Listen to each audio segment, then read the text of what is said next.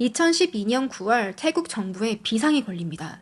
바로 젊은이들의 꿈의 휴양지로 불리는 콧다오라는 섬에서 영국인 관광객 2명이 무참히 살해됐기 때문인데요. 태국 정부와 경찰은 빠르게 용의자를 체포를 했고요. 이후에 수사나 재판도 속전속결로 이루어집니다. 그런데 이 사망 사건이 처음은 아니었어요.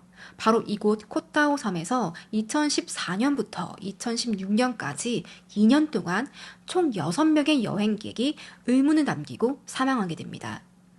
이후 사람들은 이곳을 죽음의 섬이라고 부르기 시작했어요. 안녕하세요, 안나입니다. 오늘 이야기는 동남아 하면 떠오르는 여행지 중 한 곳인 태국 콧다오 섬에서 발생한 사건이에요. 조금 조심스러운 게 혹시나 이곳을 여행 중이시거나 아니면 여행을 계획하고 계신 분이 있으시면 조금 제가 드리는 이야기로 인해서 여행에 영향을 주게 되지 않을까 그런 생각이 조금 들더라고요. 그래서 조금 조심스럽긴 합니다. 하지만 뭐 사건 사고라는 게 특정 지역이나 뭐 특정 인물에게만 발생하는 건 아니잖아요. 또 몇 년 전에 발생한 사건이기 때문에 이 사건을 계기로 태국 콧다오 섬의 치안이 더욱 나아졌길 바라면서 오늘 이야기 시작해 보도록 할게요. 이 사건이 발생한 태국의 콧다오 섬에 대해서 잠시 이야기를 해보면요. 코라는 뜻이 태국어로 섬이라는 뜻이래요. 그리고 따오는 거북이라는 뜻을 가지고 있다고 합니다. 거북이 섬이라고 불리는 곳이죠. 상당히 귀엽지 않나요, 이름이? 여러분들 콧사무이라고 들어보셨나요? 이 콧사무이도 이제 섬인데요. 그 섬에서 북쪽으로 65km 떨어진 곳에 이 콧다오라는 섬이 위치해 있습니다. 그리고 콧사무이, 콧다오, 콧팡안 이렇게 큰 세 개의 섬이 뭐 가깝진 않지만 이렇게 주변에 이렇게 모여 있는데요. 그래서 관광객들이 이 섬을 이렇게 투어하는 그런 프로그램도 있다고 해요. 이 콧다오는 한 해 50만 명 이상의 관광객이 찾는 상당히 유명한 휴양지입니다. 이곳에는 100개가 넘는 호텔과 리조트가 있고요. 아주 아름다운 비치와 또 다양하게 즐길 수 있는 액티비티를 할 수 있는 것들도 많이 있다고 해요. 그리고 특히 백패커들에게 인기가 많았고요. 또 이곳에 사는 사람 중에는 다이버들도 많았습니다. 2014년에는 동남아에서 가장 많은 다이버들이 찾은 곳으로 기록되기도 했어요. 그리고 2014년 이 섬에는 약 2,000명에서 5,000명의 주민이 거주하고 있었다고 합니다. 이 인구 기록이 정확하지 않은 이유가 있는데요. 바로 그 이유는 불법적으로 체류하는 미얀마 노동자들 때문이었습니다. 당시 이들은 불법으로 입국해서 호텔이나 술집 이런 관광이랑 관련된 업소에서 일을 하고 있었고요. 그러니 이들의 신원을 파악하는 것이 어려웠고 정확히 몇 명의 주민들과 몇 명의 이주 노동자들이 살고 있는지 태국 정부는 파악하지 못했어요. 2014년 9월 15일 22살의 여성 한나와 23살의 남성 데이비드가 이 콧다오 섬에 위치한 사이리 해변에서 사망한 채 발견되었습니다. 오전 4시에서 5시 사이에 해안을 청소하던 청소부에 의해서 발견이 되었는데요. 당시 한나의 옷은 반쯤 벗겨져 있는 상태였다고 해요. 그리고 해변에 이렇게 모래 위에 쓰러져 있는 상태였고 그녀의 몸에는 누군가 강간을 한 흔적이 있었습니다. 중요 부위에는 멍이 들어 있었고 심각한 상처도 발견되었는데요. 그리고 또 누군가 그녀의 가슴을 물어뜯은 듯한 그런 자국도 발견이 되었어요. 함께 발견된 남성 데이비드는 한나에게서부터 12m 정도 떨어진 해안가에서 발견되었습니다. 당시 그의 몸속에 폐 안에는 물이 가득 찬 상태였고요. 경찰은 그가 질식사한 것이다 라고 추정을 했어요. 그런데 그의 옷 또한 일부가 벗겨져 있는 상태였고요. 또 그의 등에서는 또 심각한 상처들이 발견되기도 했습니다. 시신이 발견된 곳 근처에서는 범행 당시에 사용했을 것으로 추정이 되는 흉기들도 함께 발견이 되었습니다. 그 중에는 아주 기다란 나무 막대기도 있었고요. 또 농사 지을 때 사용하는 괭이 있죠. 밭 매는 괭이, 그것도 함께 발견이 되었어요. 그래서 경찰은 아마도 누군가 이들을 이 괭이와 나무 막대기를 이용해서 무참히 폭행을 했고 한나에게는 강간을 저지른 뒤 이들을 살해한 것이다 라고 추정하게 되었습니다. 그럼 이들에게 무슨 일이 일어난 것인지 사건 전날로 가보도록 할게요. 당시 한나와 데이비드는 각자 다른 친구들과 함께 이곳에 여행을 왔고요. 이 둘은 이 섬에서 처음 만난 사이였어요. 먼저 22살의 여성 한나 와더리지는요, 영국 햄스비 지역 출신이었고요. 그녀는 에식스 대학교에서 석사 과정 중인 대학원생이었습니다. 그녀는 친구들과 함께 태국으로 여행을 온 상태였어요. 그리고 또 다른 희생자 23살의 남성 데이비드 밀러는 크라운 디펜던스의 저지라는 곳, 마찬가지 영국이에요. 이곳에서 태어났고 그는 리즈 대학교에서 토목과 구조공학 석사 과정에 있는 마찬가지 대학원생이었습니다.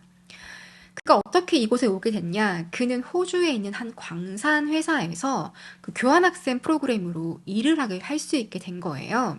그래서 그곳에서 일을 마치고 바로 영국으로 돌아가기 아쉬웠던 이 데이비드가 친구들과 함께 태국 이 콧다오로 여행을 오게 된 것이었습니다. 콧다오에 도착한 이 젊은 남녀들은 이 섬에 반해버리고 맙니다. 그 동남아 특유의 느긋함과 또 저렴하죠. 음식이나 술 저렴하죠.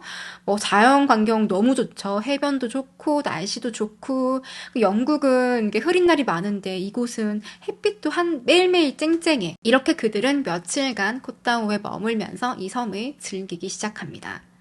이 콧다오에서는 또 유명한 게 한 가지 있었어요. 바로 풀문 파티였습니다. 보름달이 뜨면 그때 이제 젊은 남녀들이 모여서 막 바에서 술도 마시고 해변에서 춤도 추고 막 그렇게 노는 문화가 있나 봐요. 이 파티가 점점 유명해지자 이게 하나의 행사가 돼요. 그래서 섬에서는 더욱 많은 관광객들을 모집하기 위해서 뭐 풀문 파티, 하프문 파티까지 열기도 했답니다. 꼭 보름달이 뜨는 날 밤, 뭐 반달이 뜨는 날 밤 이렇게 정해놓지 않아도 대부분 많은 여행객들이 매일매일 이런 식으로 술을 마시고 또 바에 가서 춤추고 그렇게 사건 전날인 2014년 9월 14일 저녁 이 한나와 데이비드 일행이 섬에 도착한 지 20여일이 지난 새벽이었습니다. 한나와 데이비드는 어느 바에서 만났어요. 이들은 각자 자신들의 친구들과 함께 그룹을 지어서 한 바로 이동을 합니다. 뭐 여행지에서는 흔히 목격할 수 있는 일이죠. 뭐 너네 여자끼리 왔어? 남자끼리 왔어? 같이 놀자. 뭐 이렇게 조인해서 노는 그런 문화는 상당히 흔하죠. 이들은 같은 호텔에 묵고 있었는데요. 이들이 바에서 만나기 전에 뭐 호텔에서 미리 알았던 사이인지는 정확히 밝혀지지 않았어요. 저녁 7시 CCTV에 한나의 모습이 촬영되었습니다. 친구들과 함께 밖에서 걸어가는 모습이 촬영되었어요. 그리고 7시 47분에는 데이비드와 그의 친구들도 함께 같은 거리, 한나가 지나갔던 거리를 다시 지나가는 것이 목격이 되었습니다. 이후 이들은 같은 바에서 같은 테이블에 앉아 함께 술을 마시고 이야기도 나누면서 즐거운 저녁 시간을 보내게 되었습니다. 그리고 12시가 넘은 시간, 한나와 그녀의 친구 한 명이 이 바에서 나옵니다. 아무래도 다른 곳으로 이동하고 싶었던 것 같아요. 그리고 그녀들은 호텔 근처에 있는 A씨바라는 곳으로 이동을 해요. 이 A씨바는 호텔에서 불과 200m 정도밖에 떨어지지 않은 호텔과 매우 가까이에 있는 바라고 합니다. 그리고 새벽 1시, 데이비드는 한나와 조금 더 이야기를 나누고 싶어서 그녀를 찾으러 가요. 함께 있던 친구들과 헤어지고 나 한나 좀 찾아보고 얘기 좀 더 하고 올게 하고 친구들과 헤어집니다. 데이비드는 곧 한나의 일행을 찾아요. 그 A씨 바라는 곳으로 가서 찾게 되는데 그리고 나서 이들은 술을 더 마시고 더 많은 대화를 나누고 이제 시간을 보내게 됩니다. 이윽고 데이비드와 한나는 시간이 너무 많이 지났다라는 것을 알아차려요. 함께 리조트 방향으로 걸어가요. 그리고 이 모습이 이들이 살아있을 때 목격된 마지막 모습이 되었습니다. 다음 날 한나와 데이비드는 매우 끔찍한 모습으로 4일이 해변에서 발견되었습니다. 한나는 강간을 당한 상태였죠. 그리고 그녀의 옷까지는 그녀의 시신과 함께 해변에 널브러져 있었어요.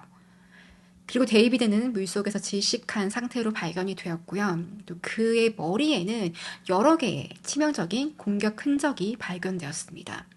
또한 데이비드의 휴대폰이 사라진 상태였어요. 이렇게 평화로웠던 관광지 해변에서 2명의 젊은 남녀 변사체가 발견되었으니 마을 주민들과 관광객들은 두려움에 떨어야 했습니다. 오전 11시쯤 과학수사대에서 콧다오 섬에 도착을 해요. 그리고 이들은 이 섬으로 오가는 사람들이 통제하기 시작했고요.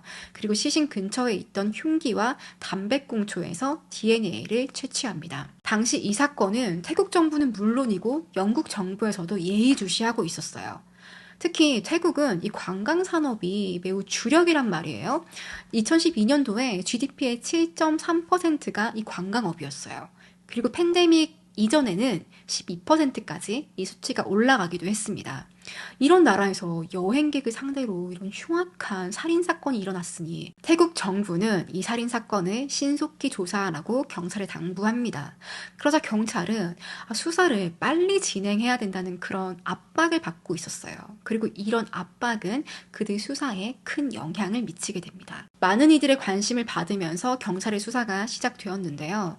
그러나 불행히도 경찰의 수사에는 허점이 너무나 많았어요.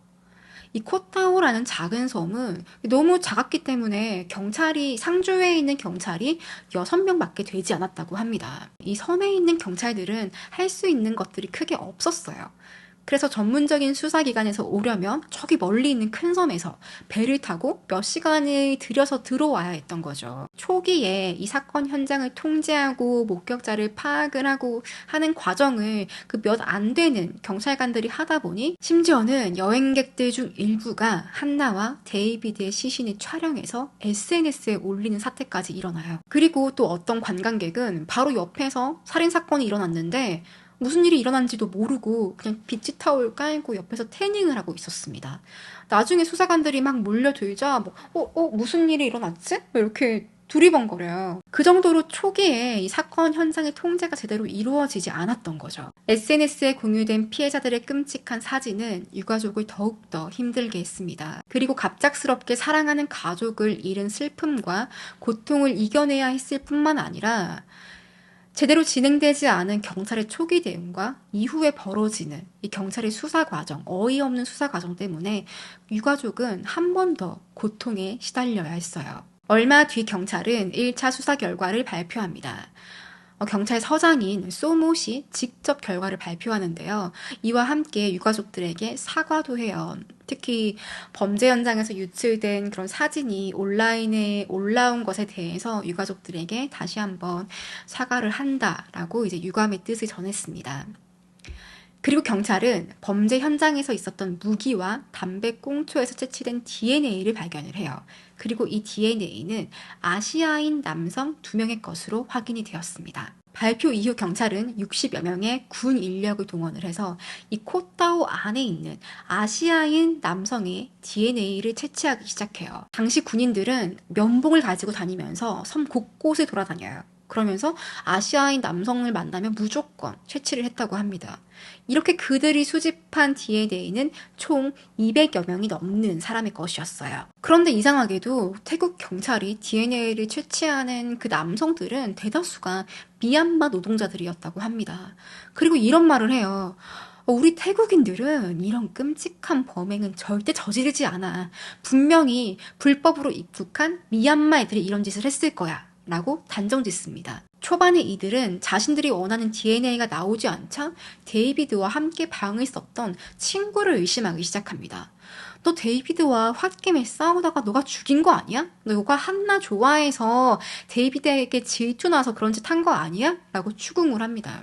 하지만 조사 결과 데이비드의 친구에게서 특별한 혐의점은 찾을 수 없었어요. 태국 경찰은 무슨 심산인지 마치 외국인이 반드시 범인이어야 한다라는 식으로 수사를 진행해 나갔습니다. 사건이 발생한 지 16일 후인 10월 2일 코타오에 거주하고 있던 남성 3명이 드디어 경찰의 용의선상에 올랐습니다.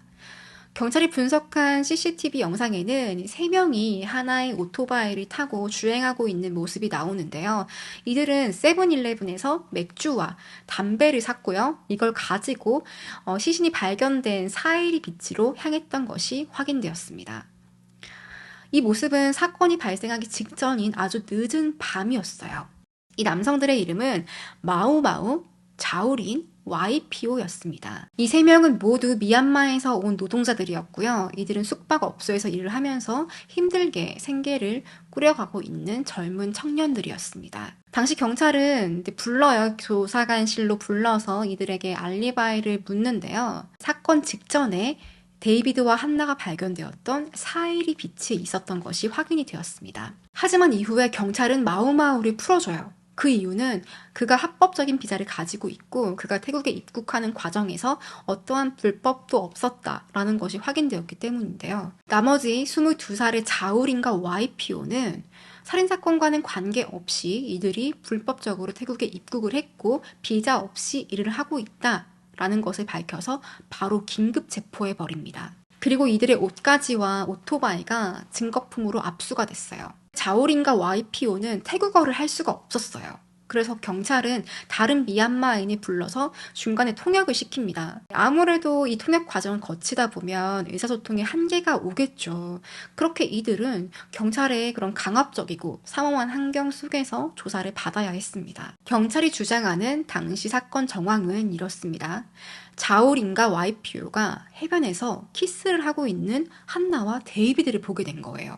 이때 이들은 이 끓어오르는 성적 흥분을 숨기지 못하고 한나를 강간했고 이게 발각될 것이 두려웠던 나머지 한나와 데이비드를 살해했다라고 결론 짓습니다. 경찰은 용의자의 DNA가 한나의 몸과 그녀의 몸에서 채취한 그 정액 샘플에서도 나왔고 또 시체 근처에 있던 그 흉기로 활용된 괭이, 담배 꽁초 이런 것에서 나온 DNA와도 일치한다라고 수사 결과를 발표했어요. 그리고 데이비드의 휴대폰이 자오린의 집에서 발견되었던 것입니다. 이렇게 중요한 증거 모두가 자오린과 YPO가 범인이라고 가리키고 있었어요.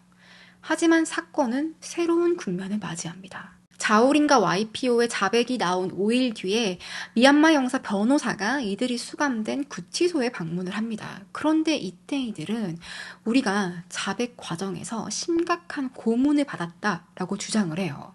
그리고 심지어 그들이 했던 자백까지 철회해버립니다. 당시 이들의 주장은 경찰이 이들을 심하게 구타했고 심지어 냉동실에 가두면서 너네들 우리가 법 이런 거 필요 없어. 우리가 너네 죽이면 그냥 너희 소리 소문 없이 사라지는 거야. 너희 그렇게 죽고 싶어? 그냥 바른 대로 불어 라고 협박을 했다는 거죠. 이로 인해 자오린과 YPO는 어쩔 수 없이 우리가 살인을 저지르지 않았음에도 불구하고 경찰에게 살해를 오히려 당할까봐 그게 무서워서 강압에 의한 자백을 했다고 주장을 합니다. 하지만 경찰서장인 소못은 이 사실을 강력하게 부인해요. 사건이 발생한 지 13일이 지났을 때 한 이민자 권리 운동가인 앤디 홀이 이 섬에 대해서 조사하기 시작합니다. 그는 경찰이 콧다오에서 미얀마인들을 잔인하게 표적으로 삼았다고 주장했습니다. 그리고 그는 직접 이 섬 안으로 자신의 팀원들을 보내는데요. 그 팀원들은 섬 안에서 발생한 여러 가지 고문과 그런 학대들에 대해서 조사를 하기 시작했습니다. 그러자 이곳에서 폭력은 물론이었고 어떤 미얀마인들은 경찰이 자신에게 끓는 물을 부었다라는 진술을 하기도 했어요. 앤디는 이 사실을 사진과 함께 모두 공개했지만 경찰들은 끝까지 부인했습니다. 2014년 10월 4일 처음으로 자오린과 YPO의 청문회가 열려요. 청문회가 열리기 전에 여러 인권단체들이 이 사건 조사에는 이제 큰 문제가 있다, 인권 유리는 문제가 있다라고 주장을 하면서 이의를 제기했습니다. 특히 20여 명으로 구성된 변호인단이 이 자오린과 YPO를 도왔는데요. 이들은 이런 요청을 했어요. 청문회가 있기 전에 우리가 이 용의자들과 면담을 좀 하고 싶다, 허용해달라라고 법원에 요청을 했지만 이들에게 주어진 시간은 단 30분 뿐이었습니다. 그리고 이 변호인단은 법원에 이런 요청도 해요. 청문회가 너무 빨리 시작된다. 우리가 이 사건에 대해서 조사를 좀 할 수 있게 청문회를 연기하고 좀 충분한 시간을 달라라고 요청을 합니다. 하지만 코사무이 지방법원은 이를 거부해요. 특히 검찰이 이 사건을 설명하기 위해서 약 900페이지에 달하는 그런 보고서를 만드는데요. 당연히 이 보고서는 변호인과 함께 공유가 되어야 하는 것입니다. 하지만 변호인은 이 청문회 직전까지 이 보고서의 단 한 장도 확인할 수가 없었어요. 또 한 가지 문제점은 경찰이 청문회를 진행하기 전에 언론에 이 용의자를 내세워서 살인사건을 재현하도록 강요하기도 했었고요. 또 의도적으로 이들 조사 과정을 언론이 취재하고 방송할 수 있도록 노출했다는 것입니다. 법률 전문가들은 이러한 행위가 공정한 청문회를 방해한다라고 비난하기도 했습니다. 한국에서도 현장 검증에 대한 논란이 있죠. 예를 들면 고유정 사건도 당시 현장 검증을 안 했어요. 그래서 범죄자의 인권을 보호하는 것이냐 이런 주장이 나오기도 했었죠. 우선 이 현장 검증을 하는 이유에 대해서 살펴볼 필요가 있는데요. 일부 국가에서는 수사기관이 자신들이 했던 그 수사의 업적을 과시하기 위해서 현장 검증을 하는 경우가 있다고 합니다. 일부러 그 용의자를 공개적인 자리에 노출시키고 또 언론에 보이면서 그 범인에게 수치심을 주고 또 수사기관은 자신들의 이런 수사 과정에 대해서 홍보를 하는 거죠. 물론 이런 현장 검증이 수사나 재판에 도움을 준다면 당연히 이루어지는 게 맞겠죠. 하지만 단순히 이런 수사기관의 홍보 수단으로 활용된다면 이걸 계속 이어가는 게 맞나 하는 생각은 듭니다. 여러분들의 생각은 어떤가요? 당시 법률 전문가들이 이 태국 경찰을 비난했던 대목도 바로 이 경찰이 지나치게 자주 이 자오린과 YPO를 언론에 노출시킨다는 점입니다. 특히 이들이 용의자로 지목되기 전에 당시 사건 현장 근처에 있었던 자신들의 알리바이에 대해서 설명을 하는 것도 언론에 노출이 되는데요. 마치 그런 거죠. 이 태국어도 할 줄 모르는 이 어리버리하고 못 배운 듯한 이런 불법 노동자가 우리 태국에 와서 흉악한 살인사건을 저질러가지고 우리 태국 관광산업에 큰 타격을 입게 되었다. 마치 그런 오해를 할 수 있게끔 대중들로부터 그런 오해를 심게끔 뭔가 경찰이 의도한 것은 아니냐라는 주장이 있었던 것입니다. 이렇게 첫 청문회가 시작이 되었어요. 이 청문회에서는 경찰이 처음으로 이 현장을 목격한 목격자를 내세웁니다. 그는 이렇게 주장해요. YPO가 데이비드의 휴대폰을 가지고 있었고 그 휴대폰을 자신에게 팔려고 시도했다라는 것까지 주장을 합니다. 하지만 자오린과 YPO는 이렇게 얘기를 해요. 우리가 그 해변에 있었던 것은 맞는데 우리는 그냥 술 마시고 기타 치고 그냥 놀고 있었다. 우리는 살인사건이 일어나는 건 상상도 못했다라고 주장을 합니다. 2014년 12월 용의자들은 계획 살인, 범죄 은폐를 위한 살인, 강간, 태국 불법 입국, 무단 체류 등 5가지 혐의로 각각 기소가 되었어요. 그리고 특히 YPO는 데이비드의 휴대폰을 훔친 혐의도 추가가 되었습니다. 얼마 뒤 콧다오 주민들 사이에서는 수상한 소문이 돌기 시작해요. 경찰이 아무런 죄가 없는 그 어린 미얀마 청년 2명을 살인자로 누명을 씌운 배경에 바로 이 콧다오의 마피아가 관련이 되어 있다라는 소문이었습니다. 당시 콧다오에는 이 섬의 경제권을 쥐고 있는 마피아가 있었습니다. 특히 몬트리와트와 그 가족은 이 섬에 있는 바를 포함해서 여러 가지 다양한 사업들을 운영을 하면서 돈을 벌고 있었어요. 거의 이 섬을 장악하고 있었다고 합니다. 특히 한나와 데이비드가 이 해변으로 가기 직전에 호텔 근처에 있는 A씨 바에서 함께 술을 마셨는데요. 이 바 또한 몬트리와트 가족의 소유라고 해요. 그리고 콧다오 주민들은 실제 이 사건의 범인은 미얀마 청년들이 아니라 바로 이 몬트리와트가 살인자다 라고 수군거리기 시작했어요. 몬트리와트는 청소부들과 함께 피해자들의 시신을 가장 먼저 발견한 사람이기도 해요. 그는 경찰 조사에서 아주 중요한 역할들을 하는데요. 특히 경찰들이 이 피해자의 몸과 흉기에서 DNA를 채취할 때 그 사건 현장은 통제되어 있었단 말이죠. 그런데 경찰들과 함께 그 통제된 현장에 들어와서 기웃거리는 것이 목격되기도 했습니다. 그가 일반인인데 도대체 무슨 권한으로 그 살인사건 현장에 들어갈 수 있었던 것일까요? 근데 언론과의 인터뷰에서 이런 얘기를 합니다. 저는 그냥 시신을 처음 발견한 목격자일 뿐이고 저는 아무것도 손을 안 댔어요. 저는 이 살인사건과 아무런 관련이 없습니다. 억울합니다. 하지만 그의 수상한 흔적에 대해 실토한 증인이 한 명 나오는데요. 그는 바로 데이비드의 친구 션이었습니다. But a guy started asking me questions because I knew that I knew the guy who died. I need to have my name mentioned. 3 of them sat me down and started asking me questions. You're gonna hang yourself tonight. You're gonna hang yourself tonight. So I just ran. I just left. I ran. 사건이 있던 날 밤 콧다오에 있는 한 슈퍼마켓에서 촬영된 CCTV에는 아주 놀라운 장면이 담겨 있는데요. 바로 데이비드의 친구 션이 온몸에 피를 뒤집어 쓰고 슈퍼마켓으로 도망쳐 왔어요. 그리고 이윽고 몬트리 와트와 경찰관 한 명이 그의 뒤를 쫓습니다. 가까스로 도망친 션은 나중에 페이스북에 이런 글을 올리는데요. 태국 마피아가 나를 죽이려고 해요. 좀 도와주세요. 그리고 그는 해가 밝자마자 바로 섬 밖으로 도망칩니다. 몬트리 와트는 이 사실에 동의하지 않습니다. 아니 그 션이라는 사람이 피를 뒤집어 쓰고 있길래 내가 그냥 좀 물어보려고 했다. 왜 그러고 있는지, 무슨 일 당한 건지.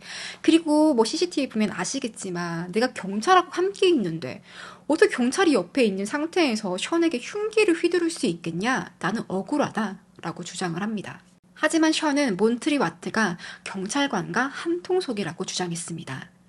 몬트리 와트가 휘두른 흉기 때문에 션이 피를 뒤집어 쓰게 된 거였고 그가 흉기에 찔린 것은 한나와 데이비드가 살해되기 직전이었다고 말했어요. 션의 이러한 주장에도 불구하고 태국 경찰은 섬에 있는 불법 이민자, 미얀마이들에게만 초점을 두고 수사를 진행했던 것입니다. 경찰과 법원은 수사를 빠르게 진행했어요. 그들이 걱정한 것은 오직 관광객 숫자였습니다.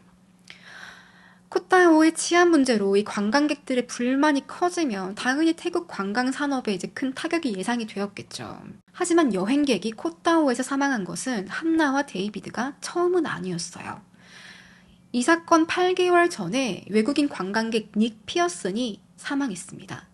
그는 가족들과 함께 휴가차 이 코타오에 방문을 했었고요.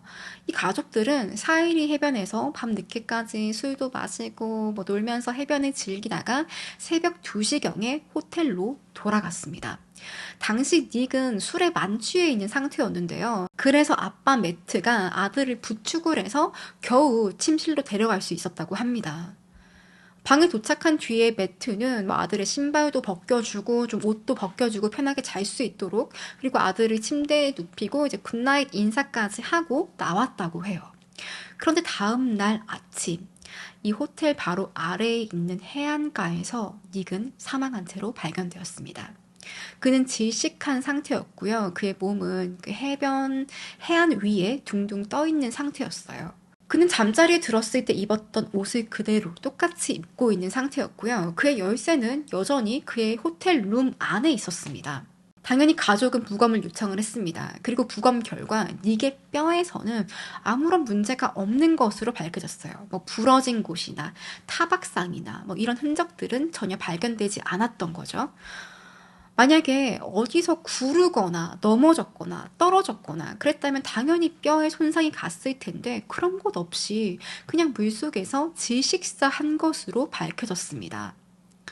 그리고 경찰은 닉이 익사했다고 결론이 지어버렸어요. 당연히 가족들은 경찰의 수사 결과를 납득할 수 없었습니다. 그는 이렇게 주장을 해요.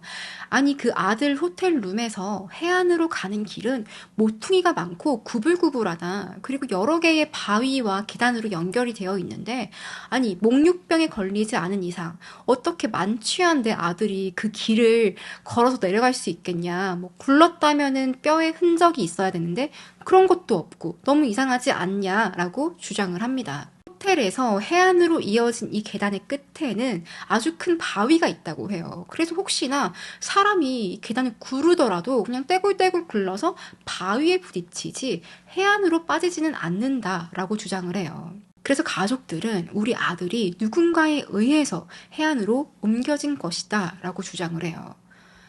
그리고 그가 살해되었을 가능성에 대해서도 언급을 했습니다. 특히 전날 저녁에 닉은 어떤 바에서 젊은 태국인 여성에게 이제 말을 걸었다고 해요. 그냥 작업을 걸었는데 이제 그 모습을 본 한 태국인 남성이 그러지 말라고 경고를 주고 갔대요.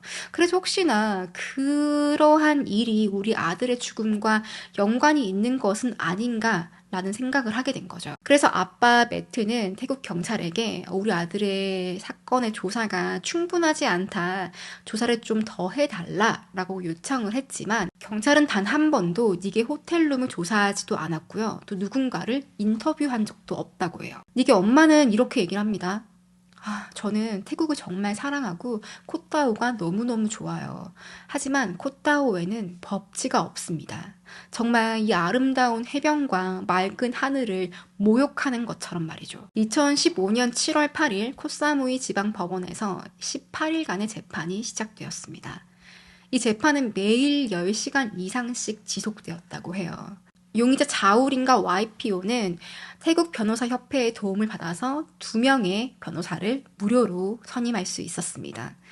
그리고 재판에는 인권보장 단체인 국제 엠네스티와 영국의 외교부, 또 영국 연방에서 나온 그 외부 참관인이 함께했습니다. 재판의 참관인 중에는 한 인권단체에서 나온 이도 있었는데요. 그는 수사 과정에서 용의자들의 인권이 상당히 무시되었다고 비판했습니다. 검찰은 이 사건의 DNA에 중점을 뒀고요. 또 현장에서 발견된 괭이가 이들을 살해하는데 가장 유력한 흉기로 사용되었다라고 주장을 합니다. 특히 피고인들이 사건 현장에서 발견된 괭이로 데이비드의 머리를 여러 차례 내려 찍었고 한낱 또한 이 괭이를 이용해서 그녀를 사망에 이르게 했다라고 주장을 합니다.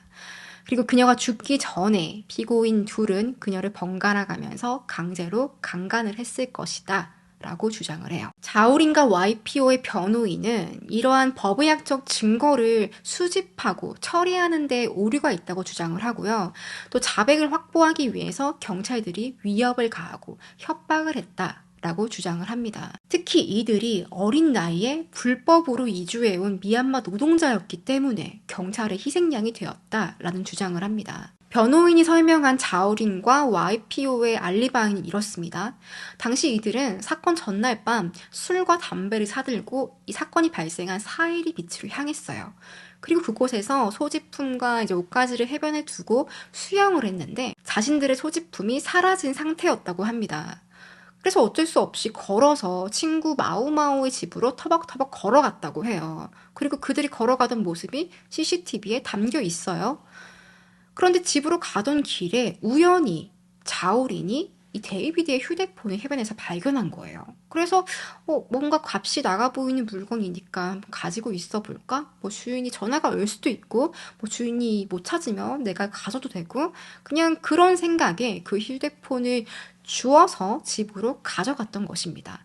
하지만 경찰에 의해서 그 휴대폰이 자오린의 집에서 발견되었던 것이죠. 또 경찰은 사건 직후에 YPO가 배를 타고 도주했던 것을 문제 삼았는데요. 당시 YPO는 원래 9월 말까지 직장을 다니다가 이제 바꾸고 새로운 직장으로 가기로 한 그런 일정을 미리 가지고 있었다고 해요. 그래서 자기는 원래 계획에 맞게끔 배를 타고 이동한 것 뿐인데 자신이 도주했다라고 의심하는 경찰에게 대해서 이제 항의를 했던 것입니다. 그리고 변호인단은 계속해서 이들의 증언을 뒷받침해줄 다른 증인들, 목격자를 찾았는데요. 아무도 이 사건의 증인이 되려고 나서는 사람은 없었어요. 하나같이 그들은 내가 이 사건에 말려들면 어떻게 될 줄 알고 경찰이랑 이거 다 짜고 하는 거 아니야? 난 절대 못해. 이렇게 거부했다고 합니다. 이 때문에 변호인이 주장한 이들의 알리바이는 설득력이 떨어졌어요. 또 변호인은 태국 경찰이 DNA를 채취하고 이를 분석하는 과정이 국제 표준에 맞지 않기 때문에 이것은 증거로 채택이 될 수 없다라는 주장을 합니다. 2015년 7월 10일 법원은 DNA의 재검사를 명령했습니다. 당시 경찰은 이제 한나의 몸에서 채취된 DNA 샘플은 모두 다 사용했기 때문에 추가로 제공할 수 없다고 했어요. 대신에 흉기에서 나온 DNA의 샘플은 제공할 수 있다라고 밝혔고요. 다시 재검사를 한 결과 놀라운 사실이 밝혀집니다. 당시 이 검사는 중앙법의학연구소에서 진행을 했는데요. 이 괭이에서 발견된 DNA가 당시 자오린과 YPO의 것이 아니다라는 것이 밝혀진 거예요.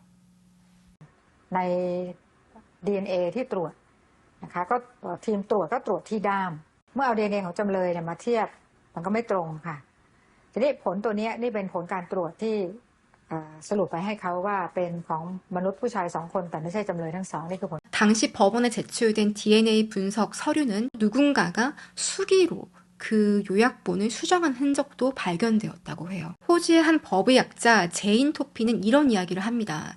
이들의 DNA 추출 과정과 그 타임라인이 상당히 의심스럽다고 해요.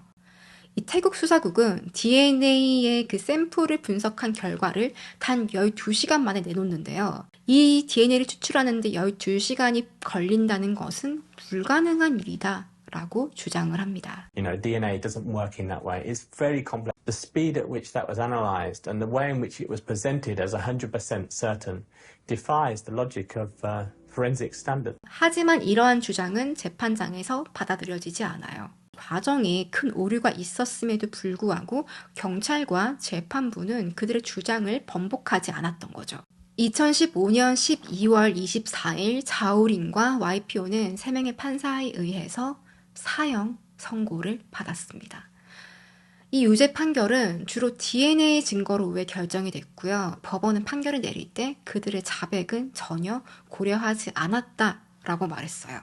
2017년 고등법원에 항소를 하려고 했으나 그 시도는 실패했습니다. 그리고 인터넷 해커 집단인 어나니머스라는 곳에서는 이 태국 정부의 웹사이트를 공격하기도 하는데요. 이 집단은 표현의 자유나 사회 정의, 반부패 이런 걸 추구하면서 활동하는 해커 집단이라고 해요. 또 이들이 태국 정부의 그 웹사이트를 공격을 해서 이제 사이트가 다운되는 그런 일이 일어나기도 합니다. 여러분, 더욱 무서운 것은 이 한나와 데이비드 사건의 재판이 한창 중일 때 이 콧다오에서는 연이어 비극적인 사건이 발생합니다. 2015년 1월 새해가 시작되었을 때 프랑스인 디미트리 포어라는 한 남성이 자신의 호텔 방갈로에서 목을 맨 채 숨진 상태로 발견이 되었습니다. 경찰은 이를 자살로 결론 지었는데요. 당시 그가 손이 이렇게 뒤로 묶인 채 목을 메고 있었다고 합니다. 그래서 사람이 어떻게 손이 묶인 채 목을 매달 수 있지? 라는 의구심을 불러일으켰어요. 3주 뒤 영국인 관광객 크리스티나 아나슬린 또한 자신의 호텔 방에서 숨진 채로 발견되었습니다. 그녀는 사망 당일에 그 흉부 감염에 대한 약을 복용을 했다 그래요. 그리고 술도 마신 상태였어요. 그래서 경찰은 그녀의 사망 원인이 그녀가 복용하던 약과 술이 어떠한 화학 작용을 일으켜서 그녀를 숨지게 했다라고 결론을 짓습니다. 그러나 그녀의 아버지는 태국 경찰에 그 약과 술이 도대체 어떤 연관이 있는 것이냐, 그런 사례가 있냐, 연구 결과가 있냐, 아니면 조사 결과가 있냐라고 문의를 했지만 전혀 그것에 대한 시험서나 보고서를 제출하지 않은 상태에서 수사가 마무리되었습니다. 가장 화가 나는 대목이 있는데요. 이 사건에서 당시 크리스티나가 사망하기 직전에 그녀를 마지막으로 목격한 사람이 있었습니다. 바로 한 남성이었는데요. 그는 이 호텔 CCTV를 확인한 결과 크리스티나의 방에서 오전 6시에 나간 것이 호텔 CCTV에서 확인이 되었습니다. 그리고 몇 시간이 지나지 않아 크리스티나가 사망하게 됐어요. 그녀의 사망 뒤 이 의문의 남성은 바로 섬을 떠나버립니다. 경찰은 그의 신원을 알고 있었어요. 그가 누군지, 이름이 무엇인지 알고 있었는데 그냥 단순히 그 사람 연락해봤는데 전화 안 받던데요? 그냥 이러고 넘어가요. 이 아버지가 얼마나 답답했겠어요. 나의 아버지는 본인이 직접 그 의문의 남성을 찾기로 결심을 합니다. 당시 그 남성의 이름은 태국 경찰이 알고 있었는데요. 그래서 이름을 받을 수 있었죠. 그리고 그 이름을 가지고 그 남자의 국적과 주소까지 알아낼 수 있었어요. 또 그가 유엔에 문의를 하자 유엔에서는 그 남성의 연락처까지 알려주었습니다. 그런데 크리스티나의 아버지가 어떻게 그의 신상을 밝힐 수 있었는지 아세요? 바로 페이스북이었습니다. 페이스북에 이름만 검색을 해도 그가 어디 살고 있는지, 국적이 어딘지, 몇 살인지 이런 기본적인 정보들을 파악할 수 있었던 거예요. 하지만 태국 경찰은 왜 하지 않았던 것일까요? 그리고 그는 이 남자에게 전화를 걸었는데요. 그 남자가 상당히 감정적이었고 나한테 그런 거 왜 물어봐? 나는 아무런 상관이 없는 사람인데 이러면서 전화를 그냥 끊어버렸다고 합니다. 당연히 수사권이 없는 이 크리스티나의 아버지는 더 이상 수사를 진행할 수가 없었죠. 자신의 딸이 사망을 했는데 왜? 어떻게 사망했는지는 아직도 알 수가 없다고 합니다. 다시 태국 경찰은 비난을 받고 있었습니다. 2016년 1월 자우린과 YPO가 사형 판결을 받은 지 2주가 지났을 때 경찰은 콧다오에 있는 이 사이리 비치에 있는 한 바에 출동을 해요. 그리고 그곳에는 루크 밀러라는 26살의 영국인 남성이 사망한 채 있었습니다. 경찰은 이를 수사를 합니다. 그리고 루크 밀러가 수영장에 뛰어들어서 머리를 부딪히고 바로 사망을 했다라고 수사를 종결시켜버려요. 2020년 8월 14일 와치랄롱콘 왕의 생일을 기념하여서 왕의 관대함을 나타내라 이런 왕실의 칙령에 따라 사형 선고가 종신형으로 감형이 되었습니다. 이때 자오린과 와이피오도 감형이 되어서 사형이 아닌 종신형으로 태국에서 아직까지 형을 살고 있어요. 아직도 인권 운동가들 사이에서는 당시 이들의 수사 과정에 강압적인 행위가 있었고 이들이 유죄 판결을 받은 것은 매우 부당하다라고 주장을 하고 있습니다. 자, 오늘은 이렇게 아름다운 자연 환경을 가지고 있는 태국 콧다오에서 2년 동안 총 6명의 외국인 관광객이 사망한 사건에 대해서 이야기해보았습니다. 사건, 사고는 전 세계 어디서든지 일어날 수 있죠. 아무리 치안이 좋은 지역이라고 해도 뭐 언제, 누구에게 이러한 일이 닥칠지 우리는 예상할 수 없습니다. 하지만 이런 사건 이후에 그 수사 과정이 정말 부정부패한 그런 경찰들로 인해서 납득할 수 없는 그런 방향으로 흘러간다면 과연 그곳이 치안이 좋은 곳이다, 안전한 곳이다 라고 우리가 느낄 수 있을까요?